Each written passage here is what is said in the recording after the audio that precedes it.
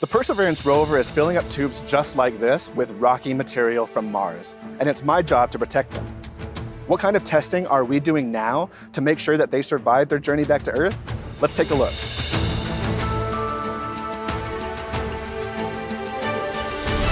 We are close to the base of a nearly 90-foot drop tower here at NASA's Jet Propulsion Laboratory. Places like this are designed to help test out NASA's most ambitious campaign to date, Mars sample return.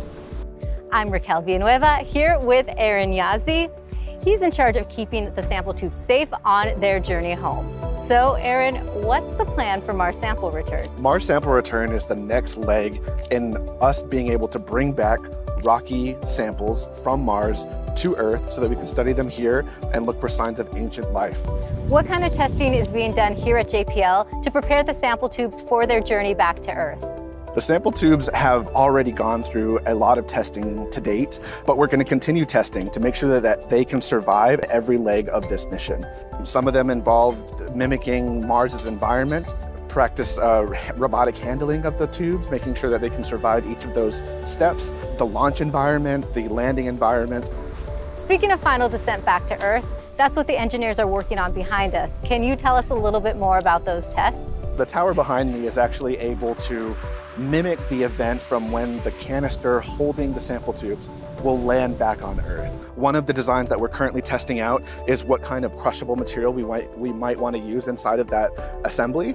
So this right here is actually a piece of titanium crushable that we're going to use with this mass simulator to see how best to cradle and protect these tubes when they land back on Earth. What is being done to ensure that this is a successful campaign? We are currently partnering with agencies across the US and around the world, the most predominant one being the European Space Agency.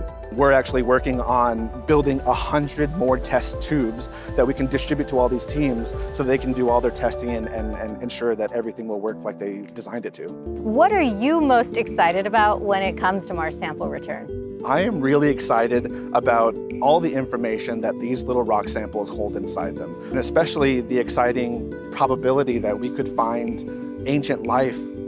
For me personally, I come from an area in the US that looks like Mars. The Navajo Nation is a rocky desert landscape, and it really reminds me how similar rocky planets in our solar system can be.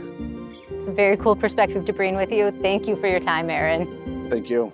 And NASA is sending your name to Mars. So if you'd like to get a boarding pass like Aaron has right here, please follow the link below. And to keep up with the latest updates, follow at NASA JPL and at NASA Mars, or take a deeper dive on the mission websites at mars.nasa.gov.